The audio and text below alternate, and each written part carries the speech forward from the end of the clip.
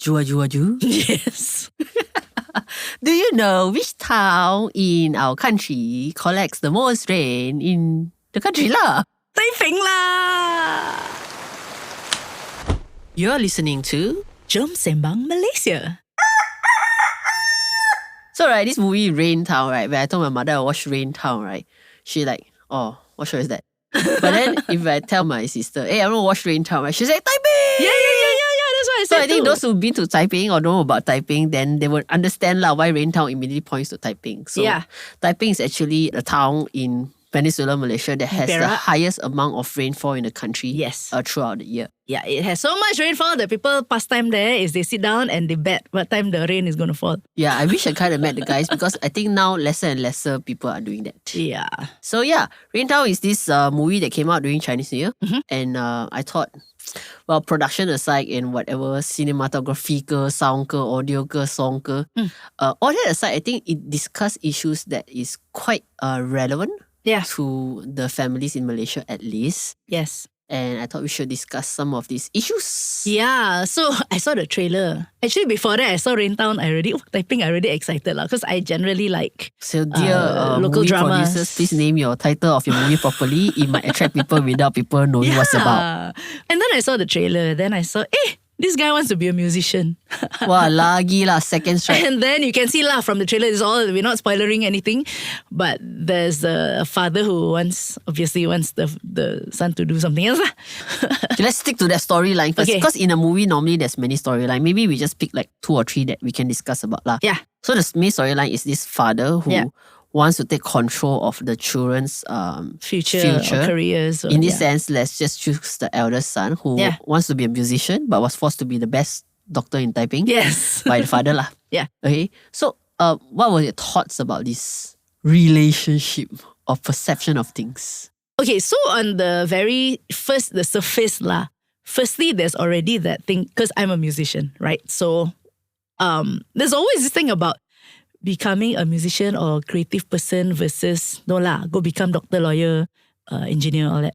But looking beyond that, I think for me, it's like, why can't people just allow their children to make their own choices, do something that they're passionate about? Why do people have to impose what they want on other people lah? So for me, I went to, actually when I first started watching the movie, right, I'm like, quite upset with the father lah. Like, what's his problem? And of course I'm skewed to a certain way. But what was your take when interestingly, before I watched the movie, I had this conversation with my nephews and nieces and cousins who are 10, 15 years younger than me. Yeah. And they're at the age where they're supposed to decide what to study for next after high school. Okay. And I realized the younger generation, they have wide knowledge, they know what's happening and everything.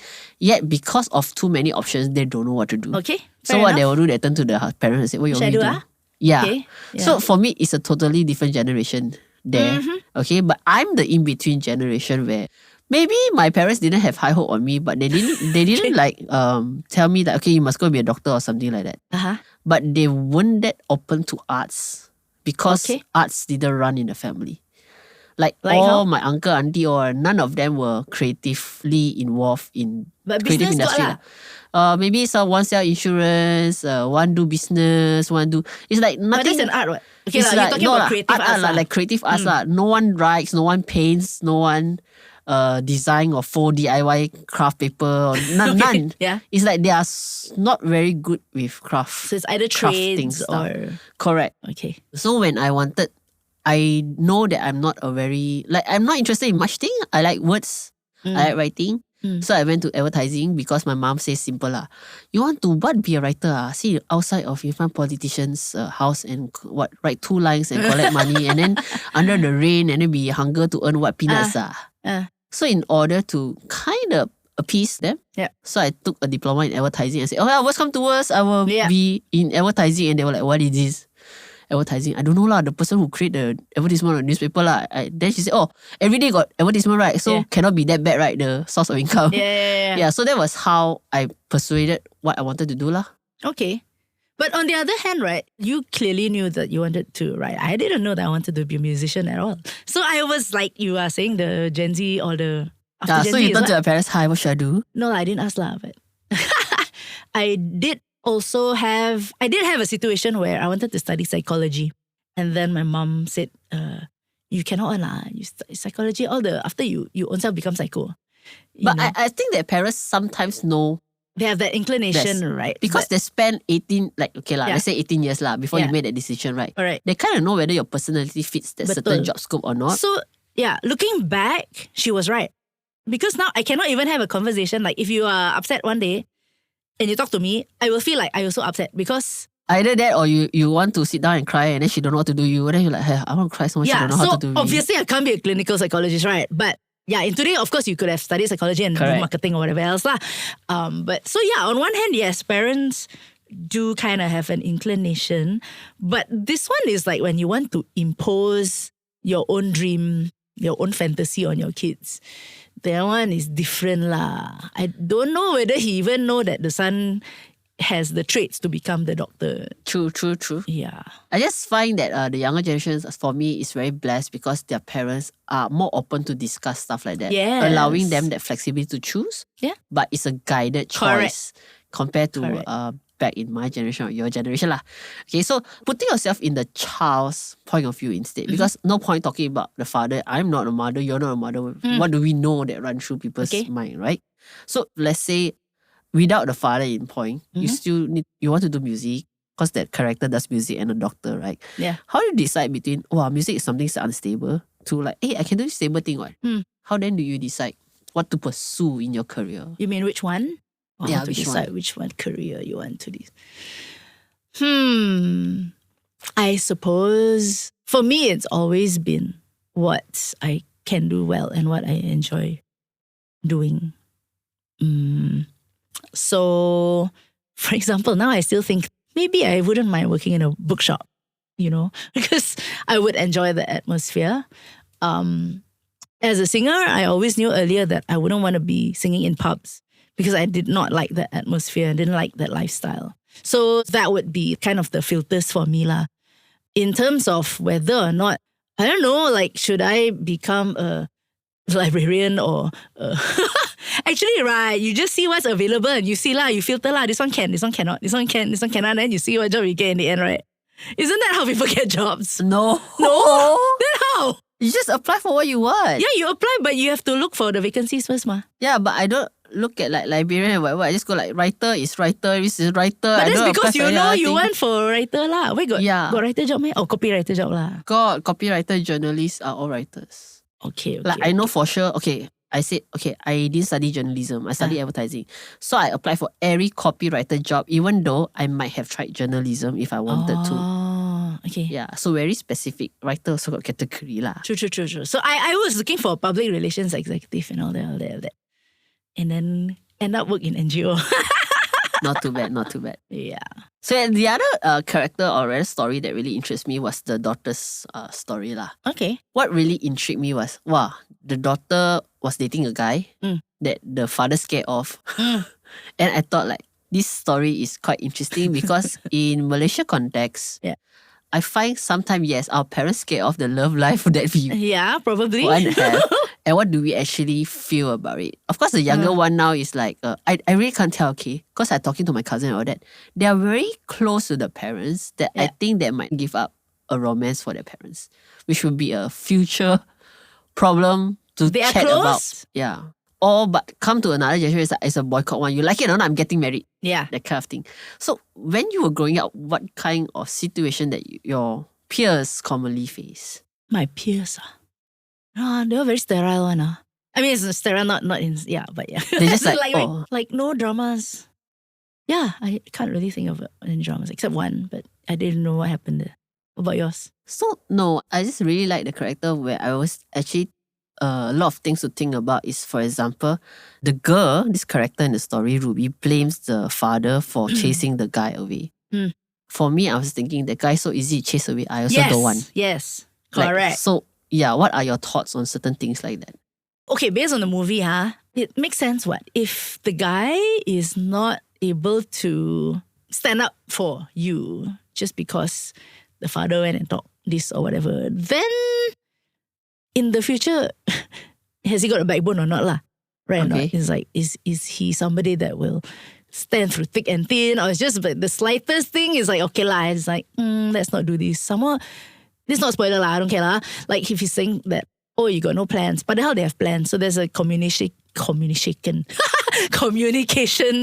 gap in that sense because, it's like, oh, you just want to do this, then got no plans in life, right? But the daughter was actually saying that we had plans and we were going to do this. Whether my plan doesn't seem like a plan in your eyes is really not my problem. I have a plan. If you think it's not a plan, then your problem lah. It's not my problem. I find it very scary for this daughter character is because she will never get married in this sense. The father is so controlling. He's always like filter. Macam mana dia mau kahwin? And I feel a bit pity for this character. But at the same time, I know that some of my friends do face this situation. Yeah. I think a lot of people face it. I don't know, maybe I also face it. Your mother go, okay, bye-bye, this one cannot, bye-bye, this one, bye-bye. Then after that, Gina, why my daughter still single? I don't know. No lah, she don't bye-bye lah. It's just, But those are the things where I don't know whether it spoke to me in her story, but it spoke to me in the father's story about how actually you are responsible for your own decisions. For example, let's say she don't get married forever because you have to take care of your daughter forever. No, but even the daughter, you cannot be saying, because my father like that. At the end of the day, right, you have to, if you really want to go after the guy lah, if you really want to get married to this particular guy, then it's like, heck lah, what my father say, I'm going to go for it. But if to her or to whoever, no, my relationship with my father is more important than getting married, then I stick with that decision. And I cannot say that it's because of my father. Because really lah, nobody's going to care what your father said, what your mother said. At the end of the day, your choice and your result, your consequence is only your choice. Nobody is going to care. Even your father is not going to care that you don't get married because of him. Yeah, to He's him going to boil back to your problem. Your problem. It's your problem. It's not his problem. So you have the first son who is the doctor who just follows what the father says in a frustrated way. And then you have this daughter who's like, the life being controlled by the father in a way that never get married because of that. And then you have that second son who I really couldn't stand in the beginning. Who totally just go against the father. The father say go left, he will go right. The father say sit, he will stand. And that gives you the three spectrum of, I would say, how a father-children relationship might exist in Malaysia lah. But you know what? What? End of the day, I like the second son the most. Why? Because he got brain of his own. Okay, I must have a brain now. Come tell me why he has a brain of his own. I mean, at first I'm like, I very spoiled kid lah. Like, every day wake up late and then like, where's my this, where's my that? Okay lah, on one hand, yes, spoiled. But he actually knew what he wanted to do and didn't let other people dictate his life. And he did have a caring heart. It's not like he's some bum. I don't know, I just felt like he was the one that in the end kind of perhaps even put things together. Like when it counted, he stood up lah. Whereas the others, I don't know, maybe is it a Chinese culture thing where you just follow? I think overall it's a Chinese culture thing, but there's two spectrum to an Asian family. One is parents who are very outspoken who will tell you, I don't like you doing this. Yeah. Or you have one is like, they let you do it, but at the back of the mind, I don't like you doing this. Yeah. And both has their own danger lah. Right. So I would say my family would be more of they don't tell you on my face. Okay. I might hear from it from my cousins or aunts or whatever if it comes back to me. But by then it's too late with this done. So sometimes I wish they tell me at my face. Why? If you don't like your daughter quitting her job, talk to her about it. Don't go and talk behind. It's like, yeah, my daughter now sit at home. I don't do. I don't know why she quit her job for what. Okay. Don't create a rumor, so-called, or concern. And then that person have a perception of me without me having a chance to give my stand. Yes. So as much as my family is so-called easygoing, there is that quiet, silent, I won't call it dictation lah, silent protest at some point, or a very classic example, when we stay with them, my sister will go out late already, 11 something, don't come back. She'll come scold me. Why sister don't come back yet? 11 something already, blah, blah, blah, blah, blah, blah, blah, blah. You scold me for what? You scold the one who went out lah. Correct? Correct. But when my sister come back, yeah. okay, good night.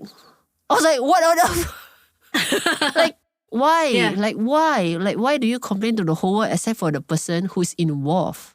And then the person is oblivious lah. Then the people got to correct. suffer is everybody we, else. And then we all think that we are easygoing family. I'm not Yeah. saying we are not easygoing. I'm just saying it could be better if some of these things you can talk to the person in charge. Yeah. You don't talk behind, in front, or something like that. Because when that person goes out and meet people, Yeah.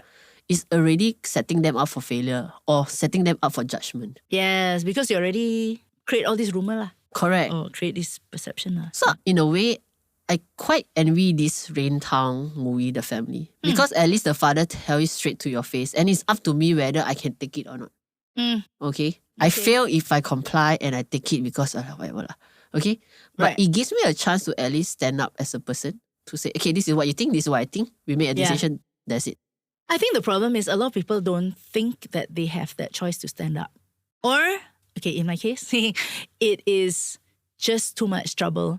Yeah, that also lah. I think Do it's I too much trouble. want It's like, to- so yeah. stressed lah, next. So it's just easier to just, okay lah, do lah, Correct. you know? I think quite a lot of Asian family are like that lah. You're either on this side of the fence or that side of the fence. But it's Correct. nice to balance it out. Instead of just sweeping it under a carpet. Oh no, not even under my carpet. Someone else's carpet.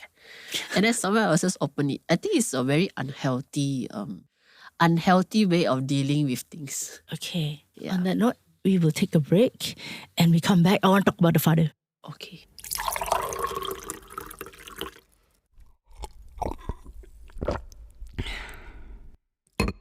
Hey, we've got good news for you. There are a few empty slots in our advertisement breaks. So if you'd like to become a sponsor, drop us an email at jomsembangmalaysia@gmail.com or text us at 016-696-0546. That's 016-696-0546. Now back to the episode. Bapakku pulang dari kota, Dia pergi kota ke? bawa aku pandukan kereta. So what about the father do you want to talk about? Okay, so the whole entire time I was watching the movie, I was thinking, really lah, what's wrong with this dude lah? You know, you putting your dreams on your whole family like that, you know. So And this actually he gave movie, up. right, this father character is very dictatorship. Basically dictates what you do in life, how you run your life, and like exactly not lah. Just in case you guys wondering like, who's this father Yeah. character like lah. So Very the- controlling If dictatorship. you look at it in hindsight, it's like he gave up on the second son, right? Because the second son wouldn't listen to him.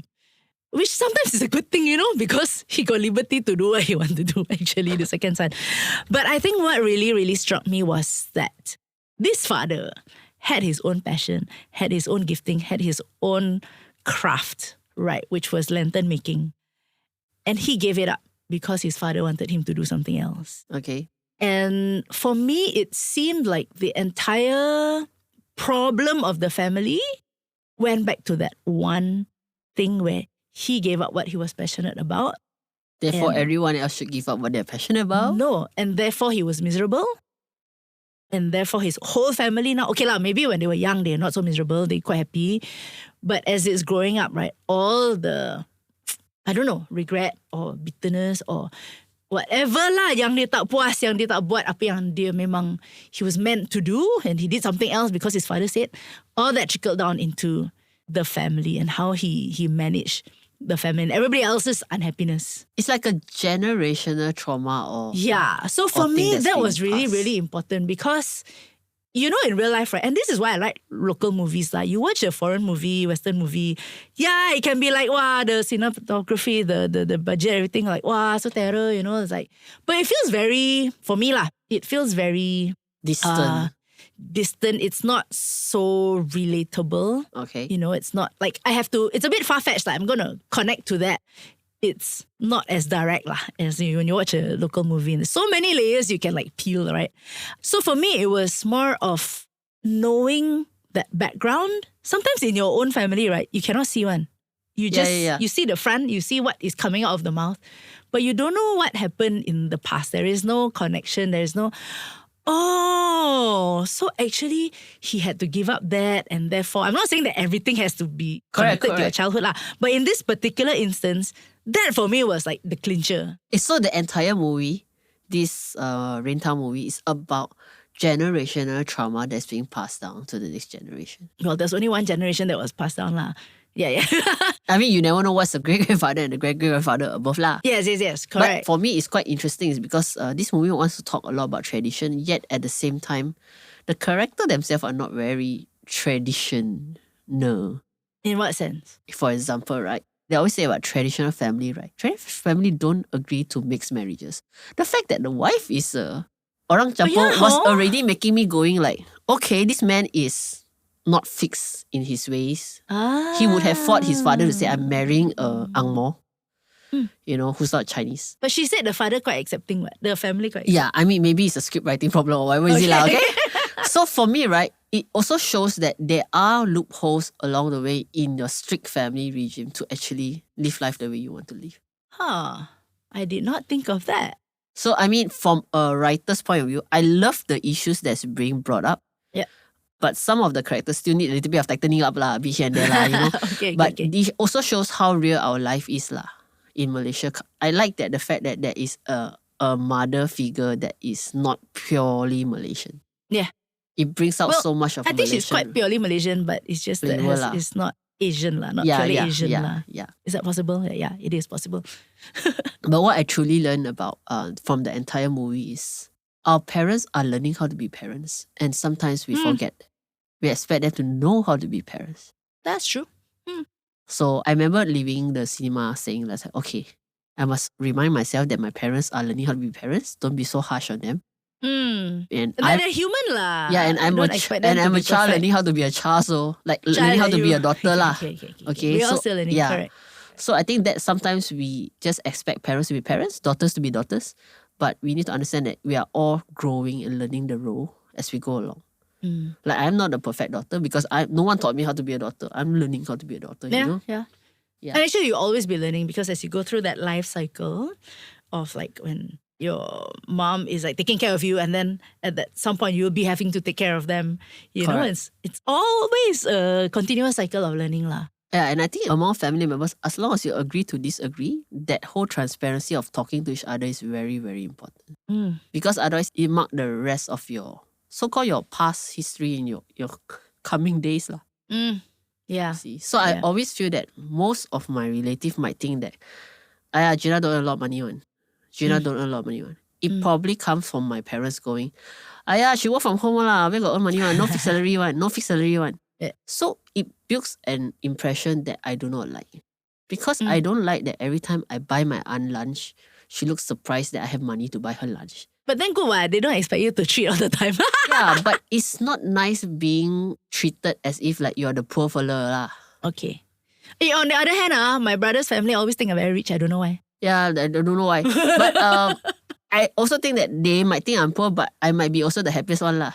Happy, easygoing lah, because I don't have the pressures of the world. It's my choice. So I prefer them looking at me like, hey, this is my choice. I decide to live on a low maintenance. Yeah. I'm happy, that's it. But it didn't happen that way because my parents never talked to me about it. They like to go behind me and tell them, no. So the perception now is so hard to change. So for me, I think family members should be honest with one another. It's not a big thing to talk about. As a parent, you cannot change your daughter's decision to quit her job. Yeah. But you can talk about, sit down, okay, what are the challenges, weaknesses we need to face now? Betul. Then that would not create another rumor out there like, my daughter don't work one lah, she don't earn enough one lah. That is understanding the priorities. Like I would wish my parents to understand my priorities of like why I decide to have low maintenance. Yeah. Why? So that I could have a bit more of a less stressful life, carefree life. I can do what I like. Yeah. Instead of having this perception like Gina is forever not earning enough. I think, right, that also comes with the issue of respect. Like sometimes I feel, so even in the movie, if a parent cannot accept the fact that the kid would know what they want to pursue in life, then it's already bad parenting in the beginning. Because what kind of person have you raised up that would not know what kind of job they want to have or what kind of friends they want to have? And if you always have to like, it's like you can't even respect that, then It's bad parenting lah. That means you own self failure already leh. But I do think there's a generational thing lah. Between like maybe my parents and me, the generation, what we say is like, this part when I was growing up, friends, we are not friends. Parents and child, not friends. Okay. So we can't really talk. They can't know me in a level of what kind of friends I want because they're not even my friend. Okay, compared to now, when you have a younger, like the Gen Z, Right. and you have like people like me, millennial being parents, we already know that, okay, I want to have a good friendship with my children. Right. And then by then, I'm able to advise them or I won't judge them because I already know them so well. I spend time, I know what kind of friends they like, I know what kind of boyfriend they don't like and stuff like that. That helps a lot. Like my generation, I feel I didn't have that with my parents. Therefore, all these things happen. That communication lah, not understanding. But like between you and your mother, 40 years different or something like that, right? What's the communication like? To be honest, right, it used to be quite friendly. Not that it's not friendly now, but it's like you said, friends. Like I remember we used to sit across across the table and we would chit chat. I think as people age, they listen less, and then they also form more of their own opinions lah. So on one hand, you could say it's an aging thing. On the other hand, it could also be, sometimes I say maybe it's my fault that I maybe had a lapse in that communication, and then it's the same lah. It's like your parent and the kid suddenly, how come we got not so much things to talk about anymore? So it could happen both ways as well, right? So sometimes I think maybe that is like we don't have so much things to talk about anymore. But then again, we live under the same house, so why is there to talk? Because everything I know, there's nothing new, Yeah, but one of the things in life that I wish I have was I could sit down and have conversation with my parents that talks about, okay, what do you think about this thing in life? Like, what do you think makes a good friend in life? We don't have conversations like that in the Asian family. I don't know if other people got... Okay, so one of the things that I really, really treasured was, I don't know whether I treasured it at that time lah, but now I look at it, it's like, oh yeah, that was sound advice.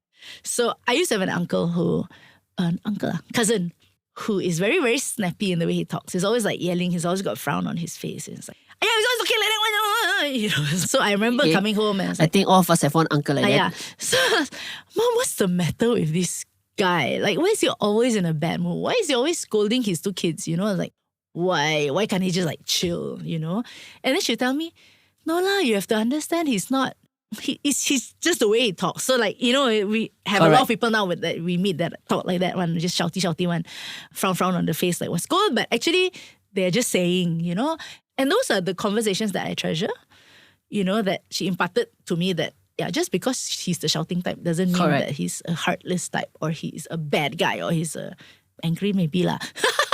And those kind of conversations I really treasure. But I think it's also an aging thing where they have less time to listen or less capacity to listen and process things like that anymore lah. Yeah. So I think this movie really brought up a lot of more reflection on a family dynamics lah, of things lah. True. So far we've been talking about parents and children. We don't even talk about siblings yet. But let's keep that for another episode when we can bring a sibling into the studio. But for now, I think just remember that the choices you make are the ones that you have to live with. So bear that in mind lah. You can't blame anybody else for your choices. Jom Sembang Malaysia is hosted by two Malaysians who are passionate about Malaysian stuff. Stay tuned every week for a brand new Sembang session with Cerita Suito and Gina Yap Layung. Today's episode is recorded at Studio 2105. Remember to click like and subscribe for the brand new episode next week.